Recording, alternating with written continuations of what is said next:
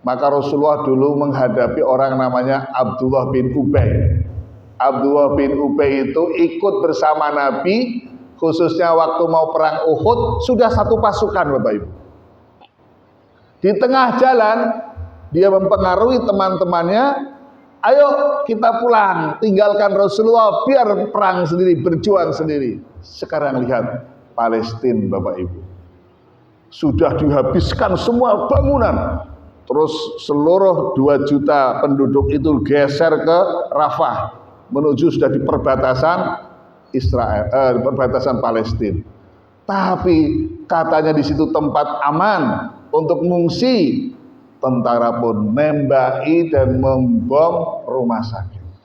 Negeri kita sudah merdeka, sudah diperjuangkan oleh mbah-mbah kita, oleh guru-guru kita. Ayo kita jaga. Jaga apa? Kedaulatannya. Assalamualaikum warahmatullahi wabarakatuh.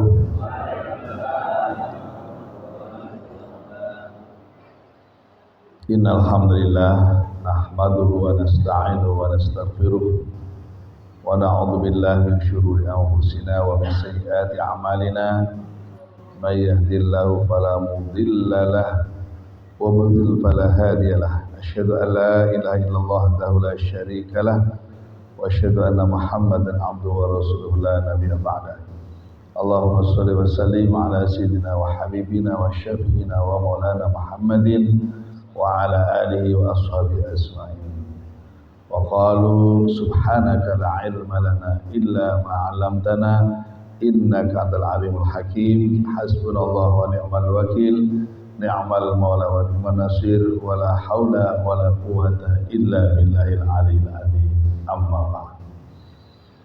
Hadratul mukarramin, para alim, para sepuh yang kami muliakan, khusus sesepuh Masjid Baitur Rahmah, Ketua Takmir Masjid Baitur Rahmah, pengurus dan seluruh Bapak Ibu hadirin jamaah, Bapak Ibu, anak-anak, remaja semuanya pagi hari ini yang kami banggakan, yang kami cintai. Sehat semua Bapak Ibu. Alhamdulillah, semoga kita senantiasa diberikan kesehatan, kekuatan, khususnya kita akan berjumpa dengan bulan suci Ramadan tahun ini. Amin ya rabbal. Sehingga Rasulullah SAW membimbing kita, kalau sudah masuk Sya'ban, masuk Rajab Sya'ban, maka senantiasa menunggu, berharap-harap, berdoa agar diperjumpakan dengan bulan suci Ramadan. Bertepatan pada pagi hari ini adalah tadi malam Lailah Nisfu Sya'ban, malam Nisfu Sya'ban, malam pertengahan bulan Sya'ban, yang dimana ada hadis Rasulullah SAW, malamnya, dini harinya, paginya adalah hari-hari yang diijabah semua doa-doa kita semuanya, diijabah semua harapan kita semua, khususnya juga seluruh amal-amal kita dinaikkan oleh para malaikat, dihadapkan kepada Allah SWT dengan arti amal-amal yang menjadi kesimpulan dalam 1 tahun yang telah kita laksanakan. Semoga kita tergolong orang-orang yang diterima amalnya oleh Allah SWT, amal yang soleh, amal yang ikhlas, amal yang besok bisa menjadi penolong kita semuanya, syafaat buat kita semuanya, sehingga kita selamat di dunia, di alam barzah, di yaumul qiyamah, dan selamat sampai Allah kirim kita semua menuju surga Allah Subhanahu wa taala. Al-Fatihah. Bismillahirrahmanirrahim. Alhamdulillahi rabbil alamin. Ar-Rahmanir Rahim. Maliki yaumiddin. Iyyaka na'budu wa iyyaka nasta'in. Ihdinas siratal mustaqim. Siratal ladzina an'amta 'alaihim ghairil maghdubi 'alaihim waladdallin.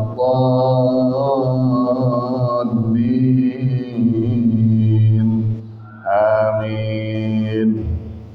Bapak Ibu, alhamdulillah hari ini kita dipertemukan. Kalau tidak salah ingat, berapa bulan yang lalu kita dipertemukan di majelis ini, dan sudah kami sampaikan janji Allah kepada kita semuanya yang mudah-mudahan kita sudah menjalaninya. Amin.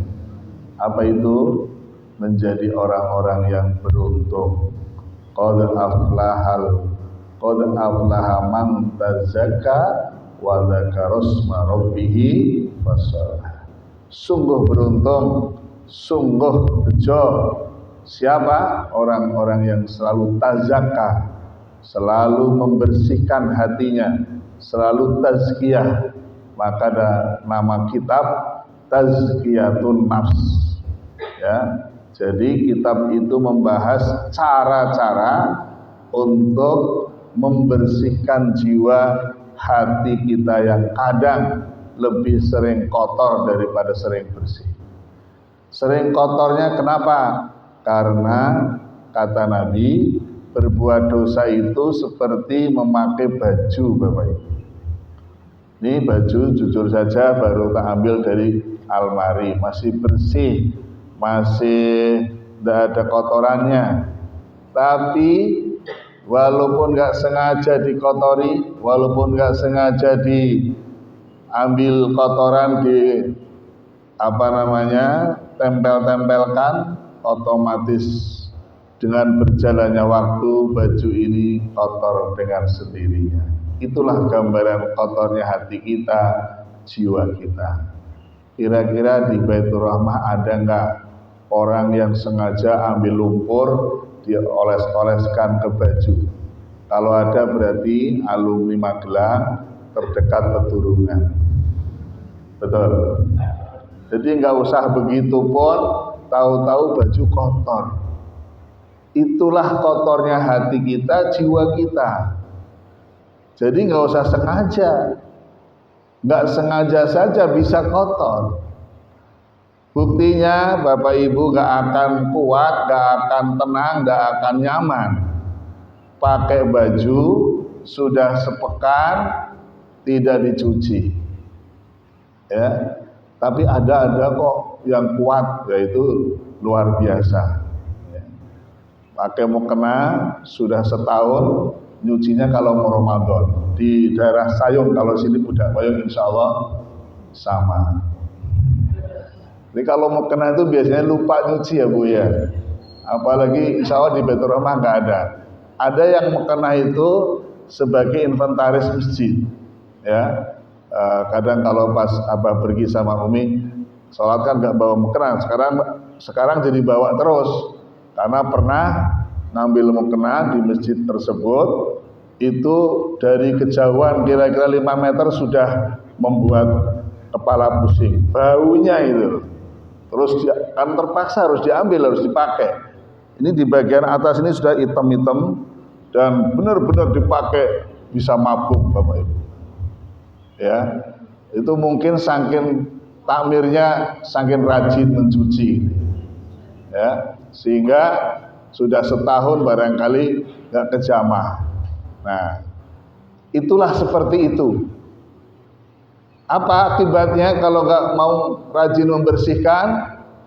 Baunya nggak kuat. Bau itu apa? Kalau hubungannya sama kehidupan kita, bau itu kita hidupnya sudah tidak enak. Nggak enak dengan diri kita sendiri, nggak enak sekeluarga, nggak enak di lingkungannya. Itu makna bau. Ya, akhirnya ketika baju pakaian sudah bau, itu membuat nggak nyaman. Jadi sebenarnya gampang. Kalau hidup kita nggak nyaman, nggak tenang, gelisah, resah, itu tandanya nggak rajin-rajin membersihkan kotoran hati. Nggak rajin-rajin membersihkan kotoran jiwa kita. Yang kedua, setelah bau, apa akibat baju pakaian mukena nggak dicuci? Yaitu bisa menimbulkan penyakit. Kalau hati kotor, gampang timbul penyakit hati. Penyakit hati tidak hanya untuk akibat rugi sendiri, tapi bisa orang sekitar. Dan cepat menular itu penyakitnya, namanya penyakit menular. Salah satu penyakit hati ketika kita dalam kondisi kotor hatinya, maka mudah untuk emosi, mudah marah. Ketika penyakit hati marah ini timbul ke dalam diri kita, lalu dilampiaskan kemarahannya, kira-kira yang korban diri kita apa keluarga juga? Lingkungan jadi korban apa tidak?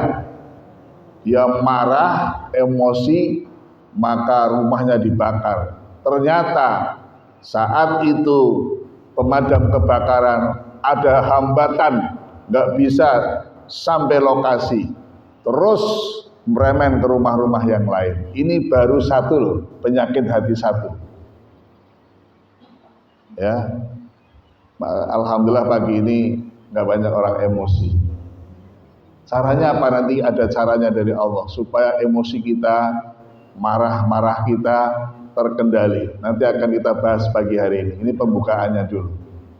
Jadi kenapa kita perlu jadi terus untuk tazakah, membersihkan, karena timbul penyakit hati yang seperti kotoran pakaian yang tidak sengaja pun kotor dengan sendirinya.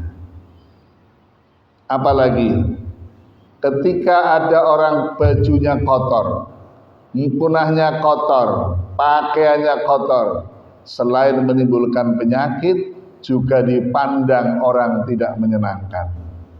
Coba lihat, ada orang pakaian kotor dipakai, bau, timbul penyakit, dan orang sekitar lihat nggak menyenangkan. Ya Allah, kotor kayak gitu kok dipakai. Jadi kalau di rumah, di lingkungan kita sudah nggak menyenangkan orang, orang itu lihat kita sebel. Enak bahasa Jawa ini, mambune bel-bel, ya, dilihat sebel. Itu introspeksi diri. Kenapa ya? Ya karena memang ibarat fisik itu nampak, tapi kalau ibarat hati kan nggak tampak, tapi terasa. Ini orang kok nggak ngenake tenang tuh ini, menjengkelkan tenang. Apalagi kalau itu yang melakukan orang-orang yang harusnya jadi teladan, contoh pemimpin besar, itu yang resah, yang sebel, yang bingung, itu begitu banyak orang-orang yang menjadi imbas dari perbuatannya. Ya, kita semua harus belajar dari situ. Sedangkan di keluarga saja satu ada yang menyebalkan. Coba satu anak bapak ibu, putranya nyebelke, jengkelke, resah apa tenang di rumah? Ya, bahagia apa susah di rumah? Satu aja anaknya, satu aja anak. Ini belum banyak ini, satu saja. Dikandani, dinasehati, malah ngelawan. Disuruh sholat, malah minggat. Disuruh minggat, malah balik. Kan bingung tuh Bu. Ini sekarang anak-anak model itu banyak sekali. Ini yang rawuh ini kan jarang, yang anak-anak yang seperti itu. Artinya jumlahnya sedikit. Tapi di luaran jutaan generasi anak-anak kita yang sudah susah diarahkan. Mengapa? Karena lebih percaya dengan medsos, dengan HP, lebih yakin dengan HP daripada nasihat orang tuanya. Coba panjenengan diuji satu putranya gitu aja, putrinya, aduh sudah nggak bisa tidur. Hidupnya rasanya sudah nggak ada harapan. Hidupnya rasanya menderita. Nyari rezeki juga buat apa ketika anak-anakku gagal seperti itu? Betul apa tidak? Nah untuk bilah min dzalik, ketika kemudian anak itu nggak kuat iman. Kenapa Bapak Ibu? Ya karena seperti orang sudah bersih, maka kumpul lingkungan yang kotor. Walaupun nggak sengaja ngotori, pasti cepat kelihatan kotor dan kena kotorannya. Lingkungan itu termasuk penentu apakah kita selalu bersih, apa kita mudah untuk kotor. Alhamdulillah, lingkungan Baitur Rahmah Tokar Blok C, subhanallah, Allah kirimkan. Kenapa kalimat Allah kirimkan? Karena kalau nggak Allah kirimkan, masjid ini nggak akan bisa terjadi. Betul? Betul? Pikiran kita kalau ada tanah kosong mau bikin rumah, mau bikin masjid, pikiran kita umumnya. Kalau kita punya uang, pengen untuk bikin masjid, umumnya apa? Bikin rumah.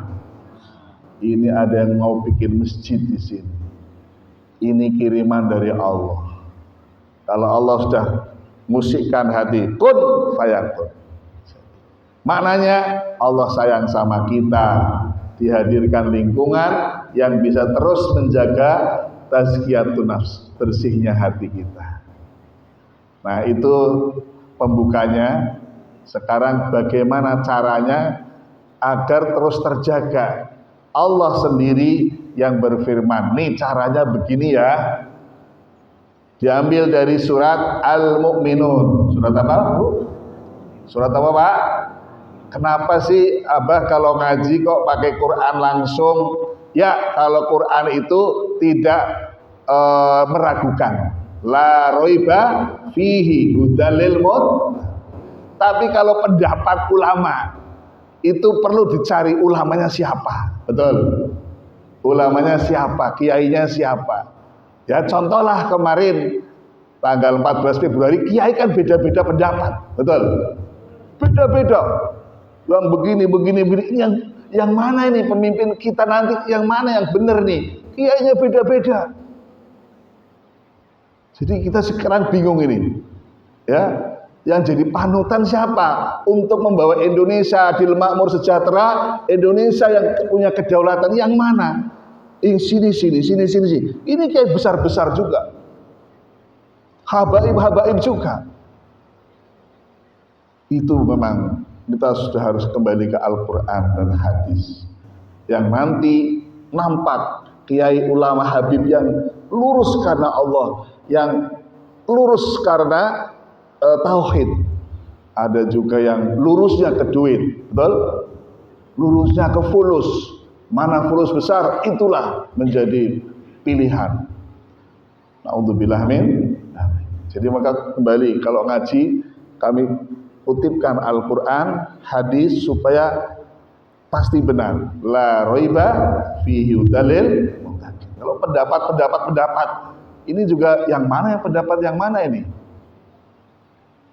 Hadirin Bapak Ibu yang dimuliakan Allah Subhanahu wa taala, maka kita terus punya kewajiban berdoa kepada Allah seperti Bapak Ibu melihat ada orang di atas kapal ya. Di atas kapal lalu ada satu orang yang usil kapalnya dilobangi, pengen ada air dari bawah. Karena dia malas ambil air, harus naik di atas kapal. Kapal kan ada lantai 1, lantai 2, biasanya kalau kapal besar malah sampai lantai 4. Kita pernah naik kapal Sinabung. Kapal Sinabung itu berjalan dari Tanjung Priok ke Batam. Itu isinya 5.000 penumpang. 5.000 penumpang. Ternyata di dek bawah itu untuk bis, truk dan sebagainya. Kalau mau ngambil air harus naik ke atas. Ada orang yang di situ malas ngambil airnya, malas. Dia pas bawa kampak sama linggis. Saya mau dodos kapal ini biar dapat air dari bawah. Panjenengan tidak ikut dodos, tidak ikut gelobangi, betul? Tapi panjenengan membiarkan kapal itu dilobangi, didodos pakai linggis, tidak ikut berdoa, tidak ikut usaha. Apakah kita yang tidak ikut tadi, kalau akhirnya kapal tenggelam, ikut tenggelam? Ikut tenggelam? minimal doa. Kata Nabi, ya, man ro'a minkum mungkaron, sapa sing delok kemungkaran, lihat jelas di mata kemungkaran. Sekarang lihatnya gampang, medsos buka klek, lah 3 tambah 3 kok 400, itu sudah kemungkaran. Matematika anak aja tahu 3 tambah 3 berapa? 6. 3 tambah 3 6. Kok isinya 400 sekian? Kemungkaran Bapak Ibu. Ini melukai rakyat. Ya. Kita yang sudah semangat sebagainya, ya Allah, kita kadang bingung. Negeri ini bingung. Kok kita diam saja, lalu kapal itu karam, walaupun kita orang soleh ahli sholat ikut tenggelam. Mengapa dulu orang-orang berani sampai mati membela negeri ini? Sampai mati mereka lebih baik syahid daripada diinjak-injak terus oleh penjajah. Ya karena walaupun masih hidup, kalau diinjak-injak terus enggak ada kekuatan kebahagiaan. Sekarang lihat Palestina Bapak Ibu, sudah dihabiskan semua bangunan, terus seluruh 2 juta penduduk itu geser ke Rafah, menuju sudah di perbatasan Israel, perbatasan Palestina. Tapi katanya di situ tempat aman untuk mengungsi. Tentara pun nembaki dan membom rumah sakit. Karena memang lagi dijajah, begitulah rasanya. Sehingga hari ini beritanya kita terus berdoa kepada Allah agar saudara kita ditolong oleh Allah. Amin. Allahumma ansur ikhwanal muslimin fi Palestin. Allahumma ansur mujahidin fi Palestin. Allahumma ansur mujahidin fi Palestin. Allahumma ansur ikhwal muslimin fi Palestin. Allahumma izzal Islam wal muslimin wa ahligil kafarata wal musyrikin binayatika rahmatika arhamar rahimin walhamdulillahirabbil alamin. Kebetulan saya ada akses Syekh Abdel sama namanya hampir sama, beliau berdua terus ngupdate. Jadi hari ini selain yang meninggal di bom, juga meninggal sudah nggak dapat air minum sama makan. Jadi matinya pelan-pelan karena sudah nggak punya makanan sama sekali. Semua bantuan yang sudah menuju ke Palestina itu dicegat di Rafah, nggak bisa masuk. Bantuan dari Malaysia, Indonesia banyak Bapak Ibu, tapi sudah nggak bisa masuk. Amerika bantu, tapi bantu BBM. Artinya apa? Ini sungguh sangat menyakitkan. Orang butuhnya makan, yang dikirim minyak. Apa suruh minum minyak? Jadi kita kalau pas lagi nanti mungkin sarapan harus bersyukur, ya Allah, alhamdulillah. Di sana ini untuk setetes air itu harus ngantri. Jadi ada kisah, ada anak itu ada air mancur sedikit karena mungkin sisa-sisa apa itu nadai. Itu aja ada yang masuk, ada yang tidak. Sehari-harinya dalam kondisi seperti itu, karena memang sengaja ingin dibunuh pelan-pelan oleh biadab Israel. Ini karena negeri itu belum merdeka, jadi berat sekali. Negeri kita sudah merdeka, sudah diperjuangkan oleh mbah-mbah kita, oleh guru-guru kita. Ayo kita jaga. Jaga apa? Kedaulatannya. Jangan sampai terjajah lagi. Kenapa bisa terjajah lagi? Gampang.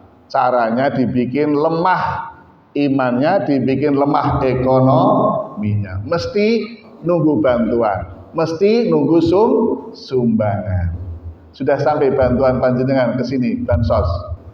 Nah, kan ditunggu-tunggu toh. Itulah dibikin seperti itu Bapak Ibu. Kemarin Kabulog menyampaikan kami sudah defisit beras. Bulog masa defisit beras. Terus piye masyarakat kita untuk makan? Kenapa ditanya? Sudah dihabiskan buat bansos kemarin. Ngeri apa tidak? Sekarang beras berapa Bu 1 kilo? Masya Allah. Kita punya uang, kalau barangnya nggak ada, nggak makan.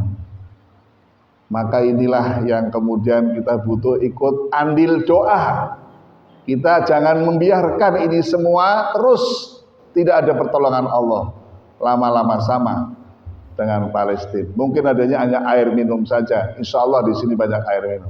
Tapi ketika itu di stop. Mengapa? Ya karena sekarang yang megang itu semua bukan kita. Ekonominya besar yang megang bukan kita. Mau dimainkan apa gampang kok. Stop, nggak usah dikirim. Stop, nggak usah didistribusikan. Mau apa? Nggak ada barangnya. Panjenengan uangnya kaya raya tapi tetap makan uang apa makan beras? Makan nasi apa uang bu? Doa. Ini Abah lagi bukan apa-apa. Bantu doa. Jangan lupa doakan negeri kita. Negeri ini lagi nggak baik-baik. Betul? Panjenengan lihat di medsos sendiri, Masya Allah. Kami kadang-kadang juga bingung, ya Allah, ini gimana anak-anak ke depan, ya, yang membuat mereka sendiri satu persatu imannya lemah. Karena apa? Karena tidak ada didikan yang baik. Nah, oleh karena itu Allah ngasih rumus di surat Al-Mu'minun. Kita ngaji pagi ini. Qad aflahal mu'minun. Sungguh beruntung orang-orang mukmin. Menurut Allah yang beruntung orang apa? Mukmin. Bukan qad aflahal muslimun, enggak, di situ bukan muslim. Mukmin. Apa bedanya mukmin sama muslim, Ibu Bapak? Kalau muslim agamanya KTP-nya Islam. Tapi Abah tanya, ada nggak orang Islam nggak sholat? Nah, ada nggak orang Islam nggak pernah ngaji? Diundang ngaji malah pergi? Ada. Ada nggak orang Islam nggak puasa? Ada nggak orang Islam masih mabuk-mabukan? Ada nggak orang Islam korupsi? Itu karena baru muslim, belum Yang paling heran orang Islam mencerca syariat Islam. Yang paling heran orang Islam tidak menerima syariat Islam. Ah, Islam yopo? Islam kok ngajari ngono? Wong zaman lagi sibuk kaya ngene kok ana perintah salat 5 waktu, aneh-aneh wae. Orang Islam ngomongnya begitu. Jadi Islam mencerca Islamnya. Coba lihat di medsos, ngeri-ngeri sekarang bahasa-bahasanya orang-orang yang polos-polos nggak pernah ngerti agama. Ya, jadi begini Bapak Ibu. Walaupun kita nggak bisa menjalani, tapi nggak boleh menolak ajaran Islam karena kita orang Muslim yang mukmin. Nih, ajaran Islam yang ditolak sering oleh orang Muslim, contohnya apa? Jelas di situ ada perintah berhijab, menutup aurat. Kalaupun belum mampu mengamalkan, maka jangan menolak perintah itu. Yang dilarang menolak, tapi yang namanya orang bisa ngamalkan, namanya mastatokum. Nanti pelan-pelan insya Allah ada petunjuk bisa mengamalkan. Amin ya Rabbal. Apalagi Bu, ibu-ibu yang sering menolak ajaran Islam, padahal itu syariat. Ya, ayo apa ini yang kira-kira ibu-ibu itu paling nggak suka dengan itu? Apa ya? Angel. Wis mulai mikir apa ya? Misalnya di blok C sini ada orang belum punya putra, lalu cari istri lagi biar punya keturunan. Jenengan seneng apa senep, apa benci, apa bully? Ayo. Nah, ada orang belum punya putra, istrinya ikhlas, ya sudah Pak, saya siap bersama istri yang berikutnya biar dengan punya keturunan. Karena ada orang yang diuji Allah sakit, kemudian nggak bisa, atau karena sesuatu nggak bisa memberi keturunan. Keturunan penting apa tidak? Penting apa tidak? Nabi Ibrahim alaihissalam belum punya putra lama, nunggu dengan doa-doanya Robbi habli minas sholihin. Apa malah perintah Allah? Nikahi Siti Hajar. Jenengan benci dengan itu, benci dengan Nabi Ibrahim alaihis, akhirnya lahir Nabi Ismail alaihis, yang jadi nasabnya Nabi kita Muhammad sallallahu alaihi. Artinya kalau gak lahir Ismail, gak lahir Rasulullah sallallahu alaihi wasallam. Berarti kalau kita benci dengan orang seperti itu, kita benci syariat Islam. Tapi kalau lihat dengar ada tetangga yang, maaf istilahnya apa Bu, selingkuh, orang apa sing penting orang nikah. Astagfirullahal. Nah, jadi itu termasuk orang mukmin. Mukmin itu ya iman dengan syariat Allah, dengan ajaran Allah. Kadang walaupun nggak bisa mengamalkan, tetap harus menerima. Tapi coba, ya kalau dengar gitu kan mesti heboh. Di mana ya? Di sini. Di mana-mana heboh. Kita mulai harus belajar. Karena seperti ibarat kapal, itu kalau udah bahaya mau karam, maka sekoci harus dipakai supaya selamat dan aman. Tapi banyak sekarang seperti itu, tapi bukan karena itu, ya mungkin karena yang lain yang kita kadang tidak tahu. Maka berhusnudonlah. Ini contoh orang muslim sama orang mukmin. Jadi bukan hanya orang mukmin itu tandanya sholat, tapi nerima syariat Allah Subhanahu wa ta'ala. Banyak syariat-syariat yang kadang-kadang ini kita belum tahu, tapi kayaknya begitu tahu, masa begitu? Ada, karena kita kajinya belum banyak. Maka yang paling pertama harus kita, kalau ini memang Al-Quran, ini hadis yang sahih, ya harus kita terima, harus ikhlas menerima. Namanya mukmin. Jadi sungguh beruntung orang mukmin. Nah sekarang mukmin itu tandanya tidak membeda-bedakan ayat. Kalau orang muslim masih beda-bedakan, ini ayat ini nggak cocok nih denganku nih, yang cocok ini. Kalau orang mukmin tidak, semua ayat Allah la raiba fihi hudalil muttaqin. Contoh ayat yang tidak boleh dibeda-bedakan. Yang namanya surat Al-Kafirun itu sudah sejak zaman Nabi kita Muhammad sallallahu alaihi wasallam. Qul ya ayyuhal kafirun la a'budu ma ta'budun wa la antum 'abiduna ma a'bud wa la ana 'abidum ma 'abadtum wa la antum 'abiduna ma a'bud lakum dinukum. Jadi sebenarnya toleransi itu di Al-Kafirun yang benar. Toleransi agama itu bukan nyampur-nyampur agama.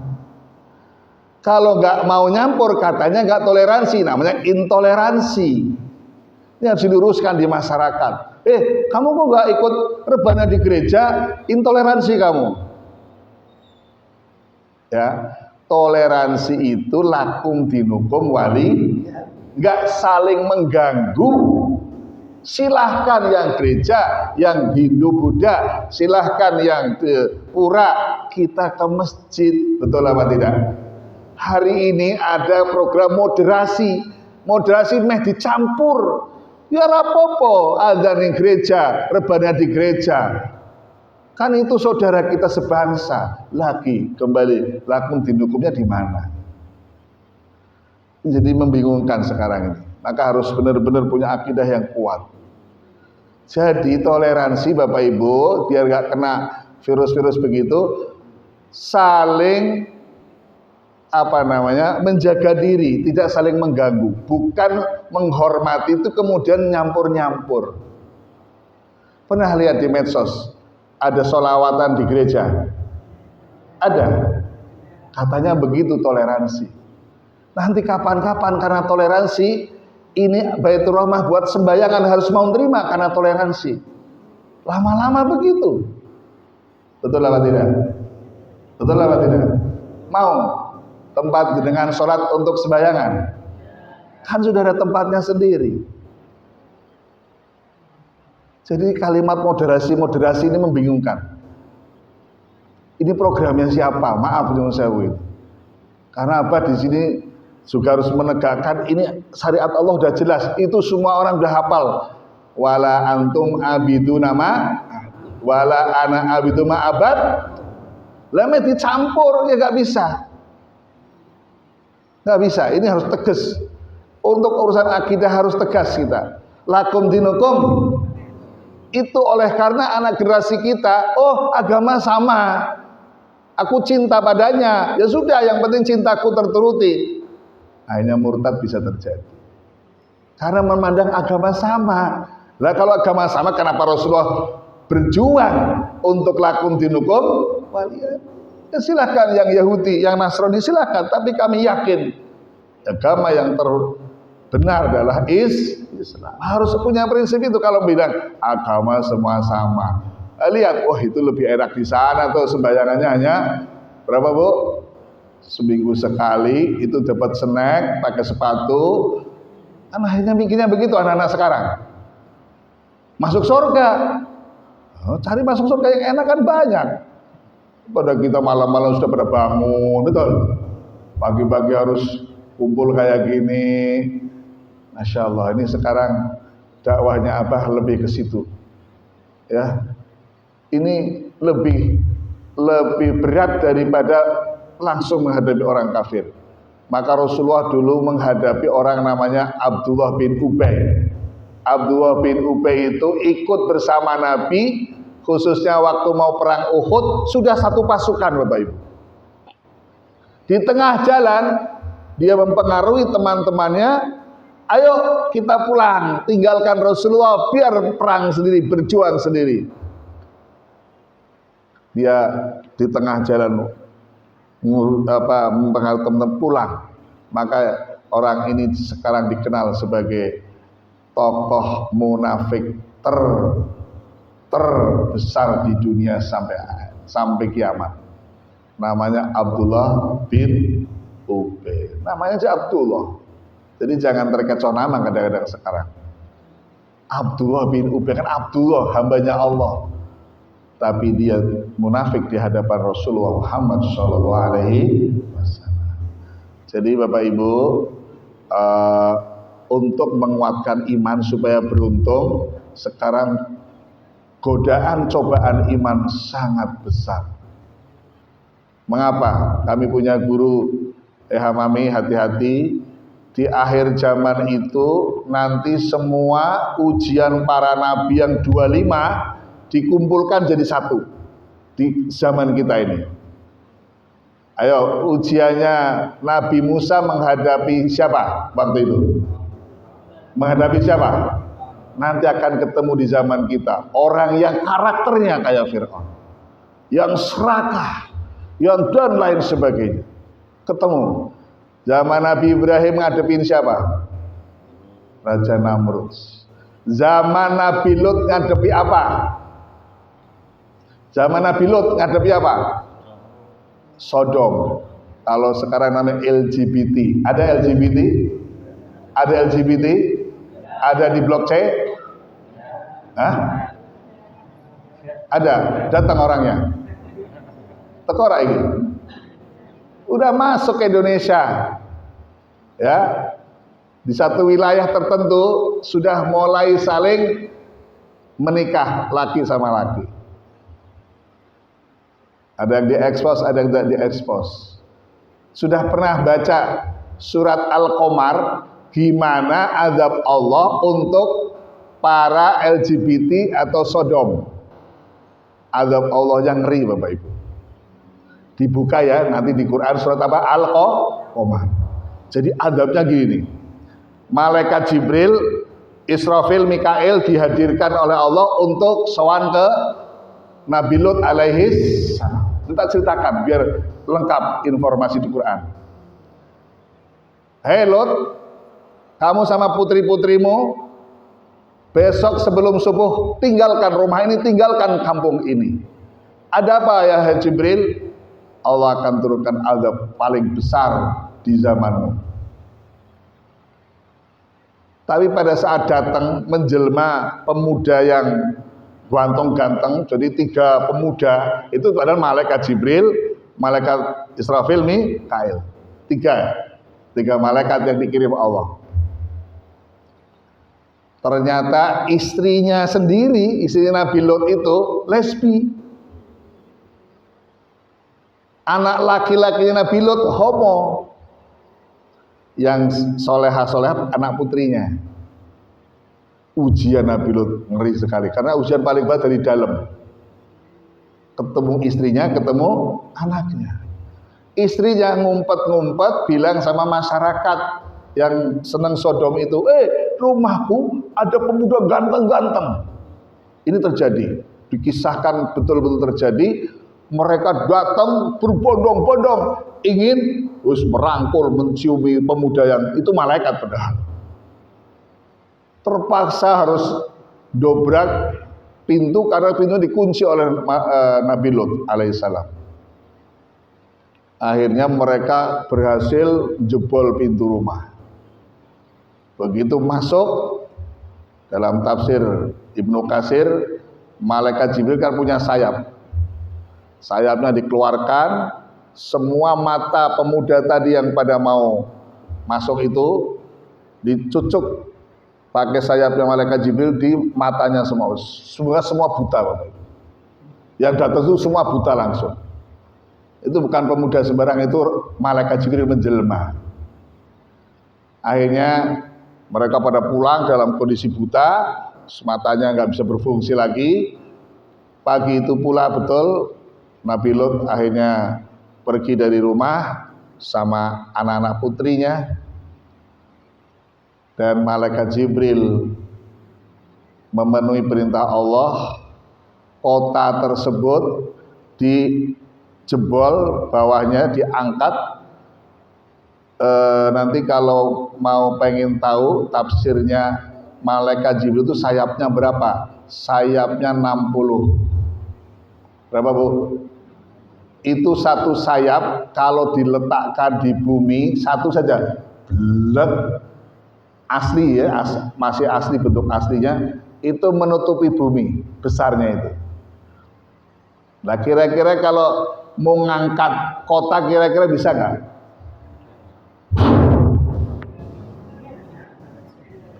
Sudah ngantuk ben meleh. Kita sampaikan di Quran semua ini. Saudara percaya angel loh. Sudah sampai setinggi kekuatan itu, kemudian jatuh ke bumi. Bagaimana nggak hancur? Setelah itu Israfil dan Mikail tugasnya nyari batu. Itu malaikat semua yang kerja itu. Bukan alam. Kalau alam nggak kayak gitu, Bu. Batunya licin-licin dilempar, mancur semua kepala itu. Matinya mengenaskan. Makanya ada ulama-ulama yang getol, jangan sampai negeri ini kemasukan LGBT. Apa mau ngundang azab Allah? Betul? Setuju nggak? Undang azab Allah, cepet itu azabnya. Tidak usah jauh-jauh. Makanya dulu kalau di kampung kita ada orang zina, di kampung kita ada orang yang seperti itu, masyarakat resah, diusir zaman dulu, diusir. Kemudian apa istilahnya? Hukumannya dipasung, dijauhkan dari lingkungan masyarakat karena ngundang azab. Ngundang apa? Dulu, sekarang ya wis ngono kae. Makanya heran, yang pada seperti itu tidak ada yang ribut, begitu ada yang menjalankan syariat karena memang harus menjalankan. Kan kalau orang itu pengen keturunan misalnya, memang istrinya ada kekurangan, ya solusinya nikah lagi, bukan mencerai istrinya, betul? Mestinya ya itu seperti itu. Islam tuh ngatur seperti itu. Kenapa? Islam mengajari itu, ada solusi, di Islam ada solusi, nggak boleh zina. nggak boleh LGBT, adanya boleh poligami. Coba ngomong poligami kan ibu mesti benci. Wis toh, ini didi toh. Itu solusi dalam Islam yang Allah kasih cara supaya nggak zina, supaya tidak LGBT. Tapi krungu ngono, alah kayak ustadz apa, ustadz poligami. Ustadz di blacklist, ojo sampai ngisi ning kene meneh. Jamaah bubar. Yang namanya TV, wah tiap hari bully dia. Dan itu ramai sekali sampai tingkat nasional dibahas. Lalu itu syariat Islam. Begitu yang nggak syariat Islam, diam-diam malah kayak dikasih tempat. Ini ada lokalisasi. Astagfirullah. Ini kan tergantung kelas pimpinannya. Karena pimpinannya nggak kenal agama ya terjadinya begitu. Pimpinan itu sebenarnya apa sih? Tanhal fahsya wal mungkar. Jadi gini, kita tugasnya menghindari niat jelek, ya penguasa tugasnya menghilangkan kesempatan. Oke, ingat, kejahatan itu bukan hanya karena niat, tapi karena ada kesempatan. Oke, gini. Jenengan nggak niat, pengennya jalan-jalan, ternyata di situ ada tempat maksiat, jadi punya peluang. Coba kalau nggak ada tempat maksiat, ya nggak ada niat apa-apa, nggak niat kok. Akhirnya ikutlah di situ, yang tadinya nggak niat jadi niat. Coba ada orang sebaliknya, saya niat mau jahat. Contoh jahat korupsi, tapi uang yang dikorupsi sudah habis dibawa temennya, korupsi nggak? Korupsi nggak? Maka harusnya alhamdulillah nggak jadi korupsi karena dibawa kabur teman saya semua. Sama bu, niat mau gunjing tetangga, ya bu ya. Tapi seharian nggak ada orang keluar dari rumah. Kira-kira ngomong sendiri apa? Tetap gunjing apa diam? Astagfirullah, sedina ora ana metu, ya Allah, kayak wong do mati apa piye? Harusnya bersyukur, alhamdulillah nggak jadi maksiat. Niat nggak ada kesempatan, aman. Ada kesempatan nggak ada niat, aman. Tugas kita memperbaiki niat, tugas negara, penguasa menghilangkan kesempatan. Insyaallah baldatun thayyibatun wa rabbun. Itu namanya menegakkan Pancasila. Apa? Ya sila pertama, ketuhanan yang maha esa. Menurut Allah itu yang dilarang di Quran apa aja? Mabuk-mabukan, jangan dikasih tempat mabuk. Berzinaan, jangan dikasih tempat zina. Menurut Allah yang boleh poligami, dukung harusnya buat orang-orang yang tadi kondisinya memang seperti itu. Tapi karena tidak didukung, dicerca, nggak kuat, akhirnya sudahlah tak zina saja. Astagfirullah. Selingkuh lebih indah daripada poligami. Halo? Ya karena masyarakatnya nggak dukung, berat dalam cercaan itu nggak kuat. Sama. Ya, ketika ada anak yang prestasi hafid internasional, nggak ada sambutan, nggak ada pujian dari para penguasa. Begitu ada anak yang naudzubillah prestasi di bidang lain, wah kayak apa. Jadi akhirnya anak-anak enak yang kayak gitu deh, gitu aja sudah beres kok. Aku nggak maulah sekolah susah-susah, cari kerja susah, ya nggak sekolah aja bisa begitu. Malas jadinya semua. Bapak Ibu rahimahullah, ini namanya qad aflal mu'minun. Jadi iman di tahun kita, era kita tuh ujiannya sangat berat. Kata guru-guru kami semua, waktu zaman Nabi Musa apa yang dihadapi selain Fir'aun? Ilmu sihir. Pernah dengar kisah Nabi Musa akhirnya dibekali Allah tongkat. Hari-hari ini juga sudah mulai banyak. Ya. Ini beberapa orang tuh ngeluh sama kami. Abah saya itu udah usaha. Saya kemarin awal-awal warungku laris banget, Bah. Sekarang sudah, Masya Allah, satu orang aja nggak ada yang datang, Bah. Jadi ya bisa gulung tikar ini. Terus tak tanya orang-orang itu, dulu kok pelangganan tempat kami, saya tuh nggak lihat kamu jualan kok ditutup kok warungmu. Nah, kita orang ketemu di masjid, ditutup. Saya tiap hari buka warungnya. Pernah dengar kisah kayak gini? Pernah dengar kisah kayak gini? Oh enggak, sekarang ini. Ya, tak sampaikan.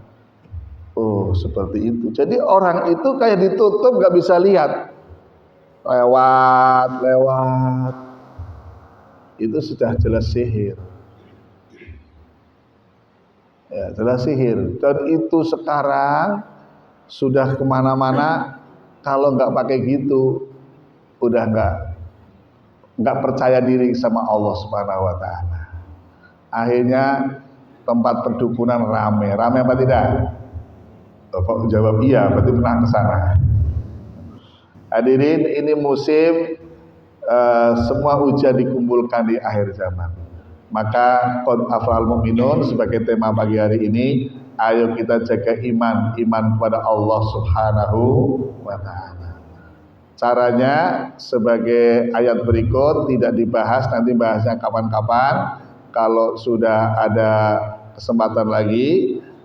Lalu siapa orang-orang mukmin yang kuat imannya itu? Alladzina hum fi sholatihim khashi'un. Orang mukmin yang kuat imannya, tanda-tandanya sholatnya sudah khusyuk. Semoga yang hadir di sini sholatnya sudah khusyuk. Berarti imannya kuat. Kenapa sholat khusyuk kok imannya kuat? Orang yang sholatnya karena Allah iman itu mesti khusyuk. Kok sholatnya nggak bisa khusyuk? Bukan karena Allah. Contoh nggak khusyuk. Allahu Akbar. Suaraku bagus banget nih. Mesti paling top di sini nih. Wah, mudah-mudahan calon mertua datang, sos, pasti dipilih lah saya jadi mantunya. Karena Allah apa karena mertua? Karena Allah apa calon mertua? Ya nggak khusyuk, nggak iman sama Allah. Allahu Akbar. Karena nggak iman sama Allah, sholat malah ngurusi temennya. Ih, kok sholatin ngono yo? Ya, jadi malah ngurusi temennya. Sehingga habis sholat bisa cerita. Tadi saya sholat toh, yang sebelah kanan saya asyhadu an la ilaha illallah, yang kiri saya illallah. Lo kok ngerti? Apa lihat kok.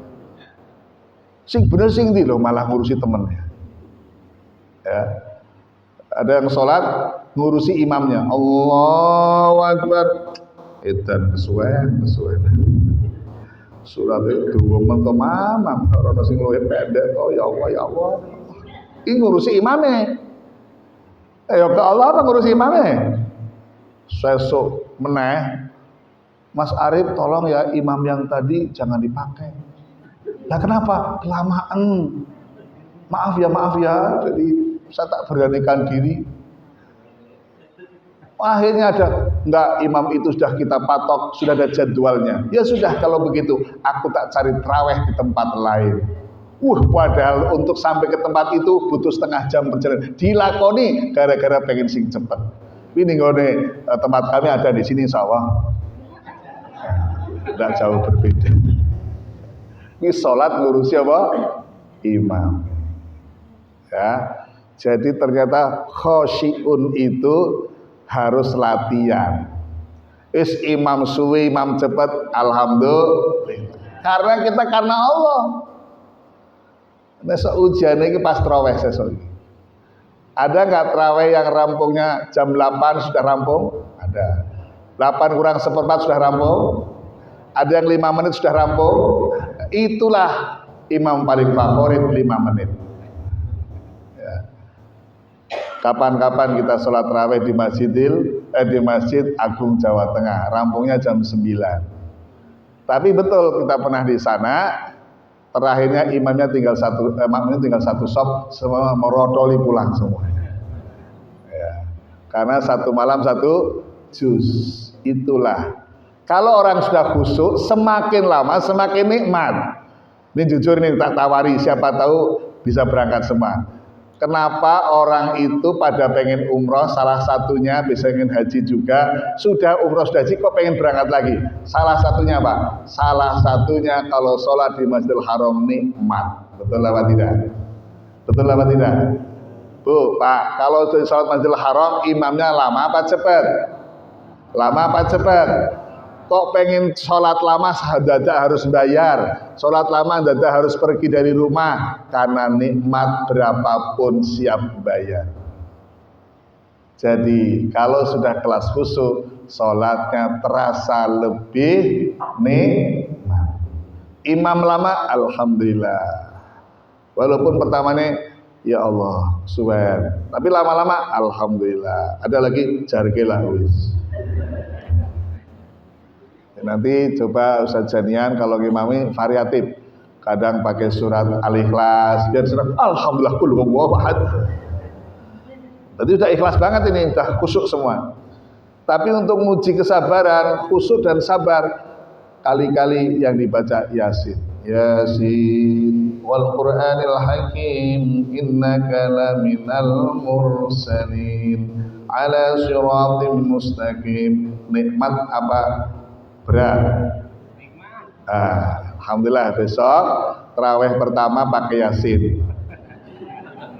Tarawih kedua pakai Ar-Rahman. Tarawih ketiga Al-Waqi'ah. Tarawih keempat pakai Al-Mul. Insyaallah jamaah bubar. Iya, jadi kalimatnya ringan, khosyi'un. Itu Allah sendiri loh Bu, Pak, yang ngasih tanda. Siapa tanda orang mukmin yang kuat? Alladzina hum fi sholatihim khosyi'un. Siapa tanda orang mukmin yang kuat? Walladzina hum 'anil lagwi mu'ridun. Ringkas saja supaya waktunya enggak terlalu siang. Dan orang-orang yang sudah kuat untuk menghindari yang tidak berguna. Bu, nongkrong, ngobrol-ngobrol, gunjing tangga berguna apa enggak? Ayo Pak, ngopi-ngopi di pos kampling sambil misuh-misuh, sambil wis sak kampung rono sing apik dijelek-jelekin semua, bagus apa tidak? Ayo nongkrong keplekan ditambah ya ora judi sih mau keplekan ya. Anillah wimuridin berguna apa enggak? Kita saring. Ya, kalau nggak berguna, maaf, saya nggak ikut-ikutan. Wah nanti di masyarakat dicemooh. Ya masyarakatnya tidak ngaji biar ngerti bahwa yang berguna lebih banyak. Ayo ngaji berguna nggak? Nah, apa mau tanya nih? Kalau ngaji lebih dari 1 jam, sama ngobrol lebih 1 jam, nyaman mana?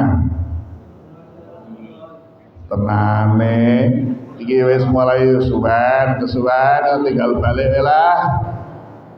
Ustaz orang ngerti biasanya jam 6 rampung, jam 6.10 rampung. Ustaz orang genah gitu. Ini ngaji loh. Coba ngobrol, WA-an, nyekel HP 5 jam nggak kerasa, betul? Oh, betul, berarti cocok semua ini. Begitu ngaji dibatasi, lagi penting disampaikan, alah penting opo kesuwen sudah didanai Mas Arif. Kayak gini tuh nggak bisa ya nikmatnya Allah ini yang lagi menyampaikan lewat lisan-lisan kita. Jadi kadang kita diselamatkan begitu sambil ngetes yang sabar sama yang nggak sabar. Kita jam itu loh begitu. Menang kabeh. Dan tenang. Hadirin rahimakumullah, anil lagwi mu'ridun. Walladzina hum lizakati fa'ilun. Tanda iman yang kuat yang orang itu nanti beruntung, zakatnya jalan. Ayo ada zakat fitrah, ada zakat mal. Zakat fitrah insya Allah semua sukses 100%, amin. Tapi zakat mal tanya-tanya dulu. Apakah zakat mal kita jalan? Sudahkah dikelola oleh Baitur Rahmah? sehingga nanti dana-dana zakat yang produktif luar biasa bisa membantu saudara kita yang susah, mengentaskan saudara kita yang lagi kondisinya kurang. Karena begitu kefakiran datang sudah sangat mendekati kekafiran. Kafir bukan berarti murtad hanya pindah agama. Kafir bukan hanya karena pindah agama. Kafir itu sudah membetulkan yang salah, itu sudah kafir. Ini sesat, ini jahat kok dibetulkan. Karena apa? Ada kadal fakru ayakuna kufron. Kefakiran mendekatkan kekufuran. Tergelincirlah imannya karena fakir pengen makan, ya sudahlah yang penting aku makan. Naudzubillah min. Ada orang jahat di situ, perampok. Kamu menang ya, tidak usah ribut. Ini yang penting nanti bagian perampokan tak kasih kamu. Kenapa bisa diterima? Aku butuh makan kok. Yang penting aku bisa makan. Jadi nyuwun sewu, seandainya ada orang korupsi triliunan terus Baitur Rahmah sak kampung sini dibagi, jenengan terima apa enggak? Terima apa enggak? Angel menjawab ini. Terima enggak ya? Loh, kalau wingi niku kula ditekani wong akeh lho. Tawari ini nih mboten. Itu duit panas. Memang hari ini kami bisa makan, tapi besok berikutnya bisa jadi meledak perutku gara-gara uang seperti itu. Tenan. Tapi kita kadang jadi bingung ya di medsos, ya Allah. Sak gepok. Ih duwite sapa? Duit nggo apa? Kaya ngono kok yo ditampa. Popo. Gimana? Karena apa? Kefakiran mendekati kekafiran. Kadal fakru ayakuna kufran. Kenapa di negeri itu, di masyarakat itu fakir? Karena zakat mal tidak jalan. Jadi orang susah semakin susah, yang jaya, yang hartanya melimpah semakin melimpah karena enggak zakat. Iki di stop wae kita sak sing batin. Kan jambiro atau apa? Tapi ini penting Bapak Ibu. Ini kita sudah mau Ramadan, ada zakat mal kelingan ini Ramadan enggak? Zakat mal itu haul. Jenengan hari ini usaha, ini contoh usaha, modal 100 juta. Nanti setahun lagi dihitung untungnya berapa ya? Untungnya 100 juta juga. Tadinya 100 jadi 200. Niki namanya haul. Ada nggak orang dagangan 100 juta modalnya, ada nggak? Kira-kira ada nggak? Banyak. Modalnya yang 200. Setahun dihitung labanya sudah kumpul 100 juta. Yang dizakati bukan modal. Yang dizakati yang 100 juta untung tadi setahun. Ayo, 2,5% dari 100 juta pinten? 2,5 juta. Kira-kira di daerah Semarang ini yang kira-kira untungnya setahun 100 juta ada apa enggak? Banyak apa ada? Kalau 2,5 juta dikumpulkan setahun sekali, ini zakat mal, kira-kira kota Semarang makmur apa tidak? Gampang kok, ilmunya gampang. Itu Allah sendiri loh yang mengasih label. Siapa orang mukmin yang beruntung? Lizakati fa'ilun, bukan konsep. Orang yang zakatnya jalan, fa'il dilaksanakan. Ini ngaji ngene kita kan jam 1 awan lagi. Wis tak stop sik wae. Ayat berikut nanti. Ini jalankan dulu. Insya Allah di masjid ini bisa dimulai semuanya. Amin ya rabbal. Maka kalau nanti ada pengurus masjid, ayo Bu, masjid kita sekarang ngelola zakat, jangan dibenci. Apa meneh, tarikan meneh. Ada loh orang tua di rumah, ada pengurus masjid datang bawa map. Bilang sama anaknya, nah sampaikan sama tamu itu, bapak tidak di rumah, ibu nggak di rumah. Anak kecil kan jujur toh. Pak tamu, barusan ibu ngendiko ibu gak di rumah. Berarti ibu di rumah. Lah barusan ngendiko bapak, ya itulah barusan bilang tadi. Bilang ya, bapak gak di rumah. Jadi makanya banyak ketua takmir pengurus gak kuat karena dituduh cari sumbangan terus. Padahal itu cara untuk mengingatkan kita supaya kita selamat dunia. Nek orang model ditarik-tarik kaya ngono awake dhewe lali, nggih mboten. Awake dhewe sok mboten mikir zakat. Kok meneng kabeh apa iki? Ya. Bagaimana masjid pada makmur, pendidikan Islam makmur kalau zakat nggak jalan? Akhirnya apa? Akhirnya banyak pendidikan digadekan, sing penting dapat bantuan, walaupun menghilangkan prinsip-prinsip kebenaran. Naudzubillah min. Disebabkan karena zakat nggak jalan.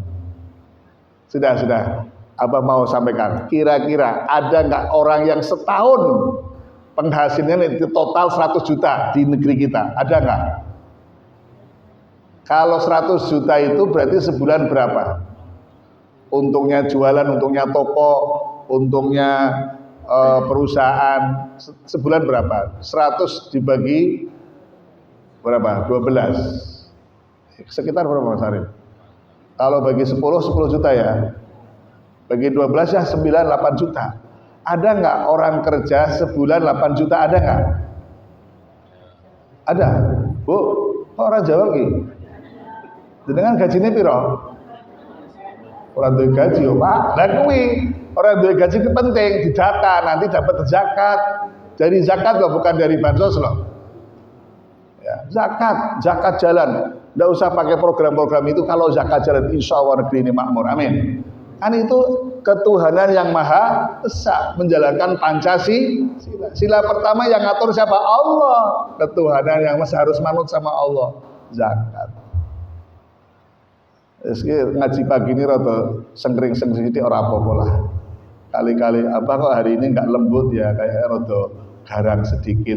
Nek ora ono sing wani nyampe kayak ngene, ya terus-terusan akhirnya kita wis selamat ya, selamat. Belum. Kita belum menjadi karakter mukmin kalau enggak menjalani ini. Kata Allah loh. Betul? Makanya dibuka itu Qur'annya. Makatan Bapak Ibu rahimahullah, tadi kok disuruh ada tanya jawab, tapi sudah jam 8 ini. Kurang ya. Nah, ikhlas monggo, kalau dibatin-batin apa enggak mau. Wis dikae tanya jawab dibatin, tambah meneh. Ayo batin apa ikhlas? Yakin? Medo ning ndi to? Baik, kita buka Mas Arif, silakan.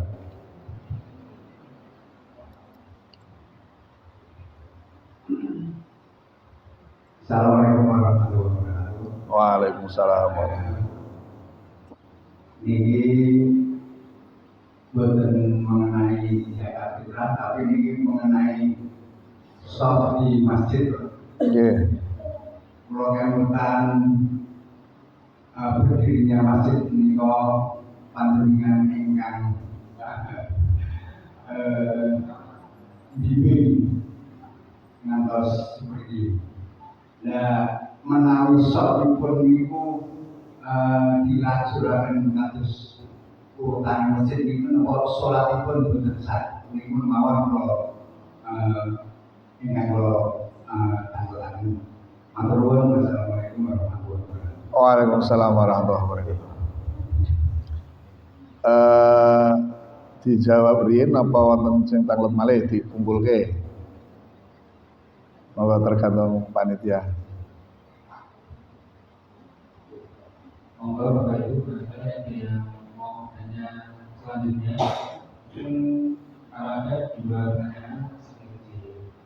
Oh, dua dulu jawab nggih. Satu lagi dulu biar waktunya hemat.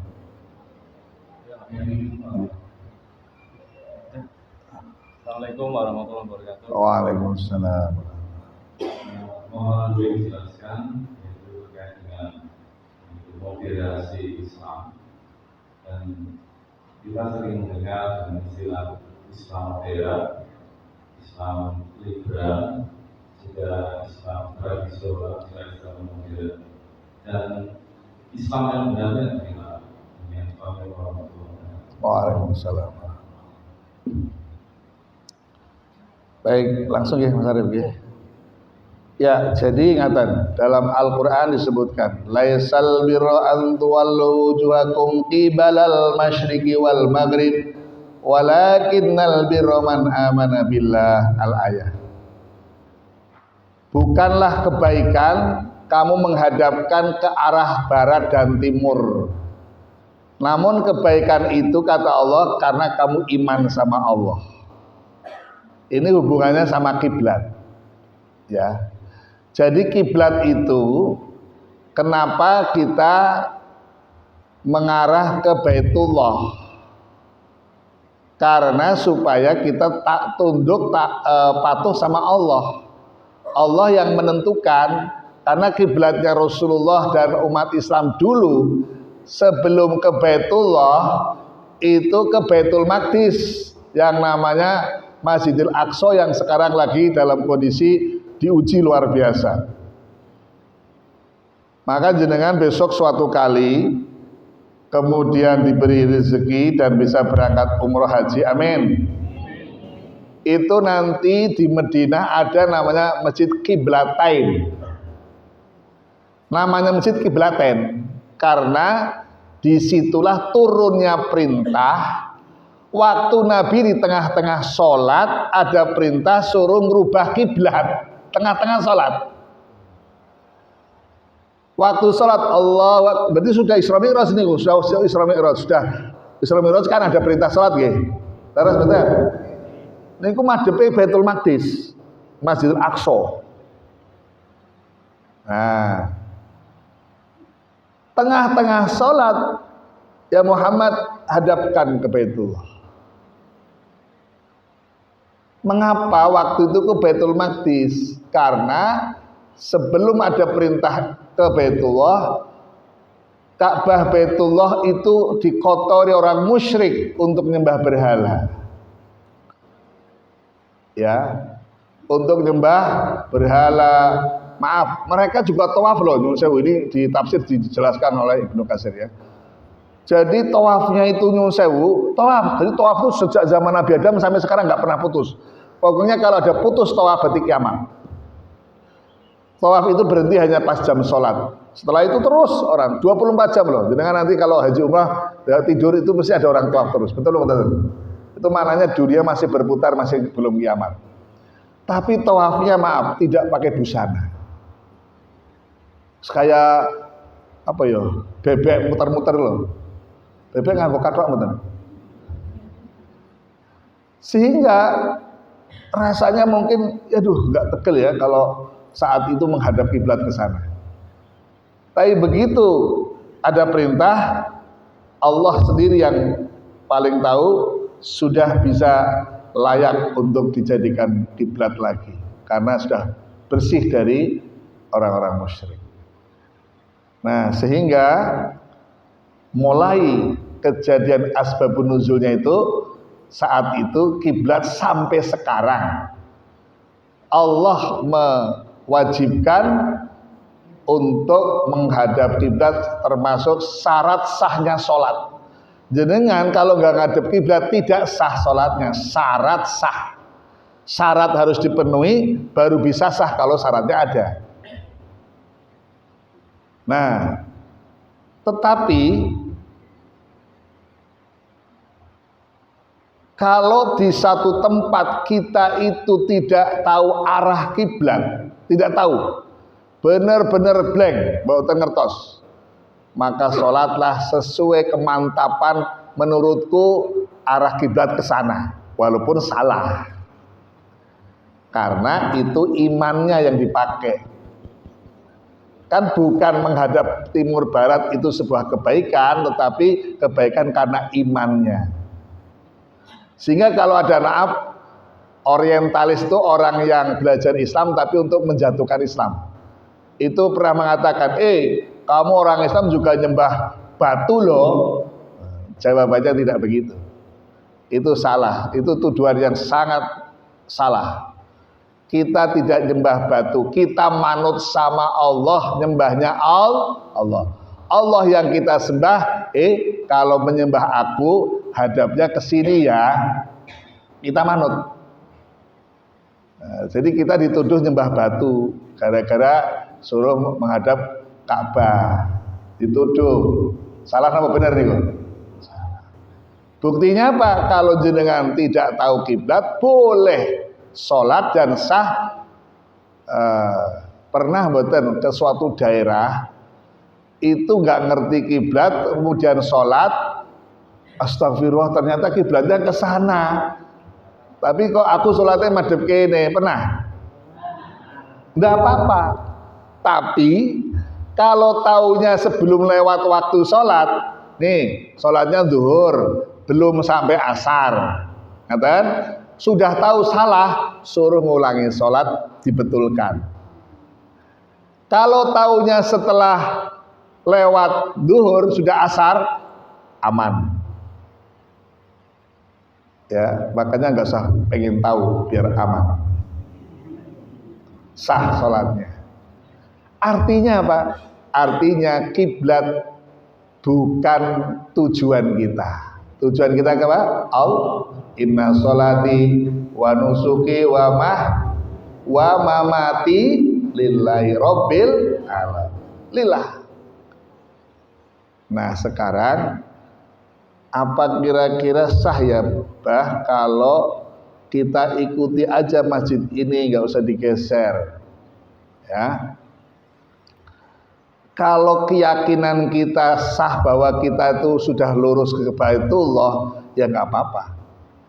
Masalahnya ketika kita ini ngira-ngira ya, itu jadi kita nanti rugi. Sudah sholat tidak sah gara-gara kiblatnya nggak sesuai. Kayaknya loh ada Kompas sekarang untuk menentukan kiblat ada.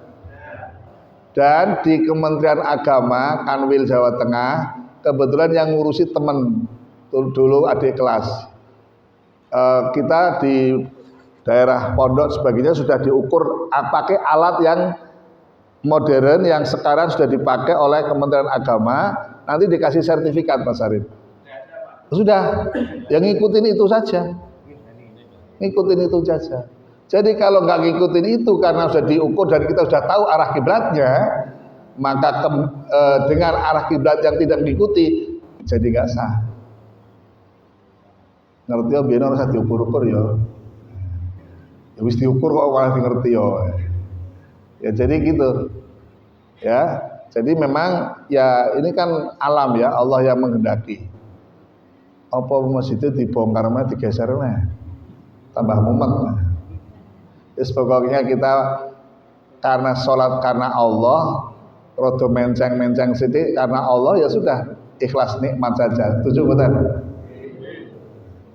Ya banyak masjid-masjid besar, Istiqlal termasuk, Masjid MAJT termasuk, karena memang ada perubahan alam yang pas lurus. Ada kok cara yang alami, ya. Abah lupa antara bulan apa, setahun 2 kali. Ketika matahari persis di atas Ka'bah, kata ini Ka'bah, di atasnya matahari, itu kira-kira jam 4 sore, ya. Itu artinya jam 4 sore kan bayangannya masih ke timur nggih. Ada bayangan nggak? Bayangan itu ayang-ayang nih kok. Nah nanti diluruskan pakai itu aja. Oh, kan kita lagi cari Ka'bah, atau titik Ka'bahnya tahu di mana? Lewat matahari. Matahari kan kelihatan di atas Ka'bah persis. Itu tinggal narik garis seret. Jadi nggak pakai kemenak nggak apa-apa. Tarik garis, oh ini kiblatnya sekarang ini. Nanti di Google ada, lupa bulannya, tapi setahun 2 kali Ka'bah matahari pas di atas Ka'bah, setahun 2 kali. Niku cara yang paling alam, tidak bisa salah. Kenapa nggak bisa salah? Lah Ka'bah di situ kok, apa mataharinya di atas Ka'bah. Jadi kan tinggal narik bayangan. Nah, di Multazam kan 2 kali pindah tempat sholat, ya kami pakai itu. Oh ini Benar, akhirnya bangunan itu nggak sesuai, miring. Oh, sekarang ini miring ini.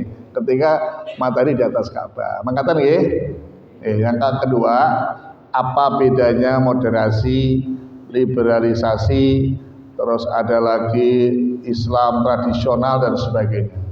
Aslinya di zaman Nabi nggak ada kayak gitu.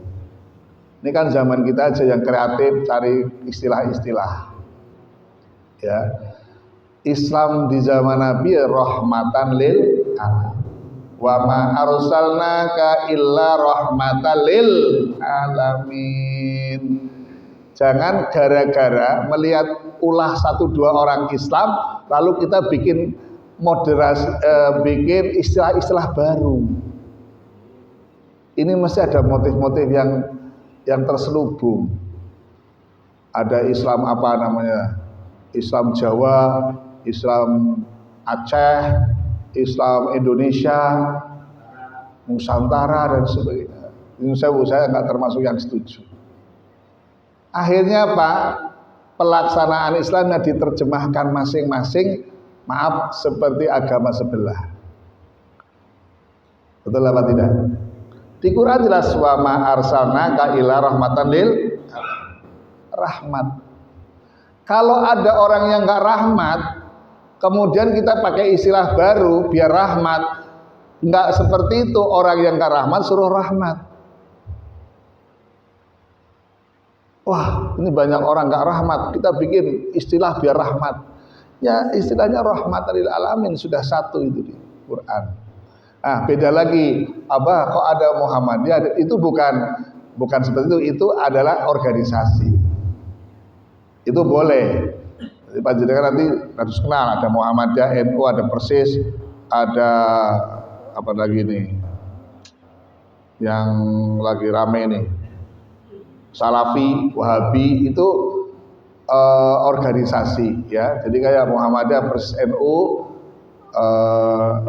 Nahdlatul Ummah ada ya di NTB itu adalah organisasi, bukan aliran. Ya. Nah, terus kalau yang label-label tadi, jadi itu ternyata lebih kepada akidah. Islam moderan, Islam liberal, Islam tradisional. Biasanya yang kami tahu Islam tradisional itu yang menjunjung tradisi-tradisi. Islam liberal yang bebas, pokoknya semua agama sama, itu liberal. Yang modern, kita tidak boleh saling mencaci maki, saling dan sebagainya.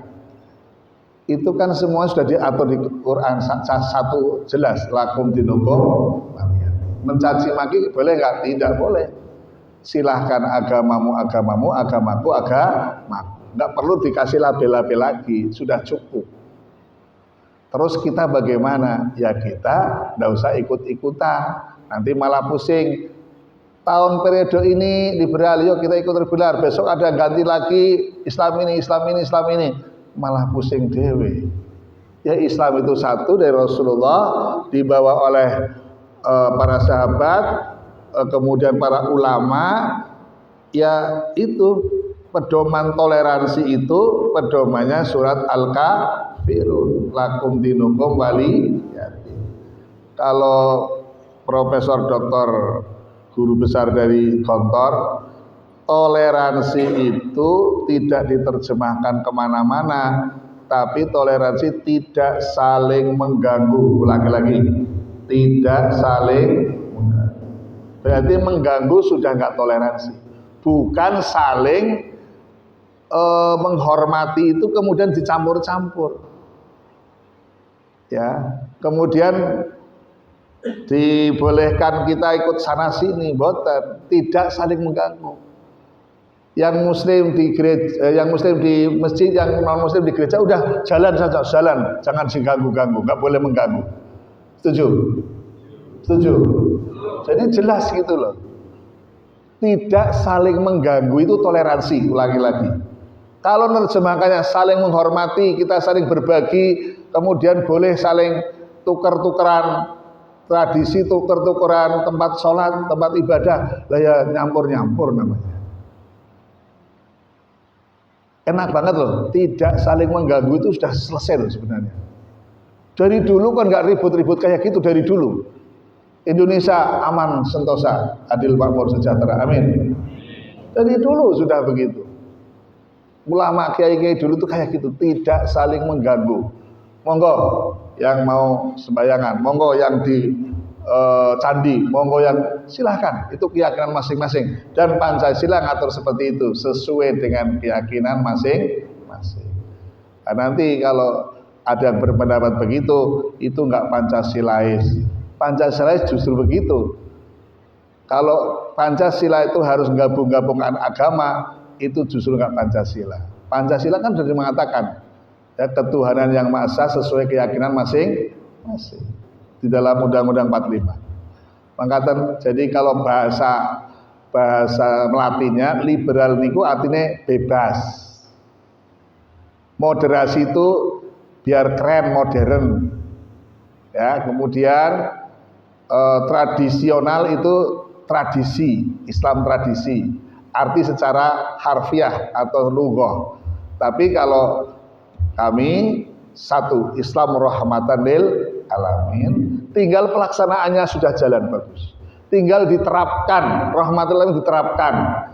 Enggak ada ajaran Islam saling musuhan, saling mengganggu, saling benturan, tidak ada. Ajaran Islam contohnya siapa? Baginda Nabi kita Muhammad sallallahu alaihi wasallam. Bahkan musuhnya Nabi Muhammad sallallahu alaihi wasallam masih dikirim makanan, masih dikunjungi. Disitulah tertegun, sangat tertarik dengan akhlak Nabi, akhirnya masuk Islam. Itu cara Nabi rahmatul alamin. Jadi mudah-mudahan di sini nggak terjadi. Nabi dulu kalau mau ke masjid itu ada yang sok lempari batu sama ngeludahi, Bu. Pernah jenengan ke Baitur Rahmah diludahi tetangga? Kira-kira tetangga dia pakai piting gitu. Piting ya. Alhamdulillah kita aman-aman. Nabi kalau mau ke masjid diludahi, wah dari atas. Kok hari itu prei yang ludahi? Nah jenengan kira-kira prei kemudian ada berita, oh itu lagi sakit. Ada orang ludahi kita kalau ke masjid, kemudian orangnya lagi sakit. Apa kata kita? Mudar. Kita. Allah no orang mau modar, mati sisa. Astagfirullahal. Gimana? Oh nggih. Nabi malah tanya, rumahnya yang biasa ngeludahi di mana? Oh di sana ya Rasul. Pulang dari masjid, Aisyah tolong siapkan bingkisan, saya mau besok orang yang langganan ngeludahi hari ini lagi sakit, prei. Kira-kira dengan istrinya Rasulullah apa? Wah, mosok. Nah, Aisyah, siap ya Rasul. Siapkan bingkisan, Rasulullah besok ke sana. Teman-teman yang sekelompoknya belum ada yang besok, Nabi besok pertama. Ini rahmatan lil. Kurang apa contoh Nabi? Begitu. Karena heran, ya Allah, gak ada orang sebaik engkau ya Muhammad. Konco-koncoku dolan ora ono sing rene hurung ono sing teko. Kok jenengan sing ben esok tak ludahi kok sudah sampai sini. Saya menyatakan bahwa engkau adalah utusan Allah. Saya mau bersyahadat. Masya Allah. Sallallahu Muhammad. Sallallahu Muhammad. Itu tidak usah dikasih label liberal, modern. Udah contohnya jelas Rasulullah SAW. Lalu kalau gimana? Ya, Rasulullah kan jangan sih. Kalau lihat kemungkaran, rubahlah dengan tangan. Kalau tidak bisa dengan lisan, kalau nggak bisa dengan doa. Jadi kita nggak boleh diam. Jadi minimal kita kan nggak kuasa nih doa, ya Allah selamatkan negeri kami, ya Allah berikan hidayah orang itu. Ayo terakhir penutup nih. Ketika Nabi SAW dilempar batu di Taif, apa reaksi Rasulullah ketika ditawari oleh malaikat Jibril? Ya Muhammad, ini gunung-gunung di sekitar Taif akan dihancurkan Allah untuk membalas mereka yang telah melempari sampai berdarah. Jadi Rasulullah darahnya bukan netes, ngucur dari kepala, karena pas kena kepala Rasulullah di Taif. Apa jawaban Nabi? Allahumma hdi qaumi fa innahum la ya'lamun. Jangan wahai Jibril. Mereka tidak tahu, mereka belum kenal hidayah, belum kenal kebenaran. Wajar kalau mereka melempari aku. Aku doakan semoga anak keturunannya nanti mendapat hidayah dari Allah. Allahumma hdi qaumi fa innahum la ya'lamun. Allahumma hdi qaumi fa innahum la ya'lamun. Itu Islam. Nabi doa, enggak emosi, enggak marah-marah, tidak dendam, tidak bengis. Nabi mendoakan, ya Allah, berikan hidayah anak keturunan mereka ya Allah. Doa Nabi terijabah. Maka besok kalau umrah minta paket ke Taif. Nangis mesti kalau lewat situ. Ada kok umrah paket ke Taif, ada. Itu nangis, Bu. Lihat tempat dulu Rasulullah dilempar batu. Sampai ngucur darahnya dari kepala. Sampai ke sandal. Apa yang Nabi lakukan? Doa. Dan itu biasanya para pejuang mesti diuji oleh Allah. Ya enggak kelas tinggi-tinggi kayak gitu. Tapi ada supaya lahir rahmatnya itu. Saya masih ingat banget ya, dulu Baitur Rahmah ini kan ada cerita sedikit adanya Manarul dulu itu. Kemudian alhamdulillah Pak Soeharno luar biasa semangatnya. Lalu kami harus sabar. Gimana reaksi kami waktu di fitnah, dizalimi, diusir? Ya dalam bahasa lain ngono kae lah. Ya ngikuti Nabi itu kan lagi ditunggu kelas kayak gitu. Semua orang ditunggu kuat, sabar ke Allah apa ke yang lain. Allah waktu itu apa gini? Berarti Allah punya rencana lain, selesai. Allah punya rencana lain. Nah, kalau dilawan ngapain? Waktunya habis. Emosi nggak menyelesaikan masalah. Betul apa tidak? Allah tahu semua perbuatan manusia. Selesai kok, ya monggo tidak apa-apa. Cara engkau seperti itu, cara kami, berarti Allah punya rencana lain. Terjadilah hari ini jadi saksi, ada multazam karena diuji lewat seperti itu. Ini rahmatan lil alamin. Apa kita emosi, balas, apa-apa enggak tak doakan, semua didoakan. Tapi kezaliman enggak akan lari kemana-mana, mesti akan kembali ke dirinya sendiri. Kebaikan enggak akan kemana-mana, mesti akan kebaikan dari kembali ke dirinya sendiri. Maka luar biasa ngaji pagi ini, enggak terasa sudah mau jam 7 kurang seperempat. Semoga hati-hati kita ikhlas. Kalau yang enggak ikhlas, tolong nanti ngajinya diulangi lagi dari awal, jangan lama-lama ya Bu ya. Ya, mudah-mudahan kita hari ini juga mendapat mental jiwa ya seperti yang Rasulullah diberikan oleh Allah Subhanahu wa taala. Ada doanya kok, ada doanya ya. Nah, nanti ada doa agar kita itu yang persis Rasulullah gak akan bisa, tetapi melipir-melipir menuju ke sana. Ya, melipir-melipir menuju ke sana. Mari kita doa kepada Allah Subhanahu wa taala, di dalamnya ada doa itu. A'udzubillahi minasyaitonir rajim. Bismillahirrahmanirrahim. Allahumma shalli wa sallim ala sayyidina Muhammad sallallahu alaihi ajma'in. Alhamdulillahirabbil alamin. Hamdan syakirin, hamdan na'imin, hamdan yuwafi ni'amahu wa yukafi mazidah. Ya Allah ya Rabbana lakal hamdu kama yanbaghi li jalwajika wa 'azimi sultanik. Ya Rahman ya Rahim irhamna. Ya Salam salimna. Ya Ghaffar ighfir lana dzunubana wa liwalidayna warhamhuma kama rabbayana shighara. Allahumma ighfiril muslimin wal muslimat wal mu'minin wal mu'minat al ahya'i minhum wal amwat innaka sami'un qarib mujibud da'wat ya qadhiyal hajat. Allah nas'aluka ilman nafi'an mutlaqan min indika ya Allah fi majlisana fi masjid Baitur Rahmah ya Allah. Ya Allah, berikan kami semua ilmu manfaat yang membimbing kami di majlis kami ini ya Allah. Semata-mata ilmu hanya dari Engkau ya Allah yang bisa mengantarkan keselamatan dunia akhirat kami. Allah nas'aluka ridhaka wal jannah wa na'udzubika min sakhatika wan nar. Allah nas'aluka haqqa barakah wa nas'aluka haqqa hidayah wa nas'aluka haqqa rahmah wa nas'aluka haqqa ni'mah wa nas'aluka haqqa salamah wa nas'aluka haqqa sihah wal afiyah. semua yang hadir ya Allah, dan lingkungan dan masyarakat dan keluarganya. Yang lagi sakit Kau berikan sehat ya Allah, yang lagi sakit Kau angkat penyakitnya ya Allah, berikan kesehatan yang sempurna, tidak harus dioperasi, tidak harus diberikan obat-obat yang mahal ya Allah, karena Engkau yang bisa menyembuhkan segala penyakit ya Allah. Sehatkan semua ya Allah. Ya Allah, berikan barokah kepada kami semua yang hakiki, yang lagi sulit ekonomi, yang lagi terjepit, yang lagi susah. Ya Allah, berikan keberkahan. Jangan Kau turunkan pada kami peringatan adab ya Allah, karena kesalahan kami ya Allah. Ampuni, maafkan kami semua ya Allah. Ampuni, maafkan kami ya Allah. Kami gak akan kuat dengan azab-Mu ya Allah. Ya Allah, sayangi kami, sayangi kami, sayangi kami semua bangsa Indonesia ini ya Allah.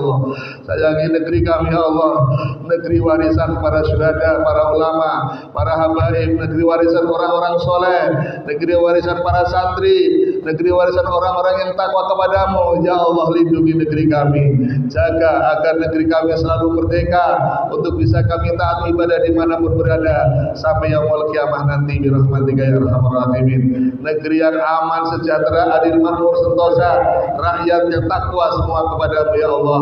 Birahmatika ya arhamar rahimin. Pilih para pemimpin kami ya Allah, pemimpin yang jujur, pemimpin yang takwa, pemimpin yang membawa kesejahteraan, pemimpin yang adil untuk kami semua ya Allah, pemimpin yang soleh dan solehah ya Allah. Birahmatika ya arhamar rahimin. Allahumma amilna kama amalta nabiyuka wa habibuka wa sufika sayyidina Muhammad sallallahu alaihi wasallam. Ya Allah, berikan kekuatan kepada kami agar kami bisa beramal sesuai yang telah diamalkan baginda Nabi sallallahu alaihi wasallam, sesuai yang dicontohkan Nabi sallallahu alaihi wasallam, sesuai hati Nabi sallallahu alaihi wasallam yang beliau rahmatan lil alamin ya Allah. Berikan kepada kami semua ya Allah, pilih kami semua ya Allah. Birahmatika ya arhamar rahimin. Rabbana atmim lana nurana waghfir lana innaka ala kulli syai'in qadir. Rabbana atina min ladunka rahmah wa hayyi lana min amrina rasyada.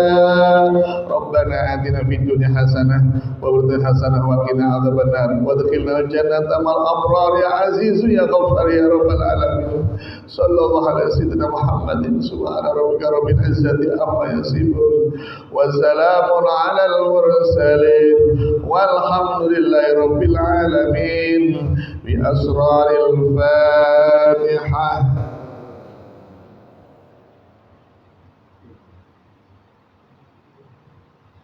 Iya.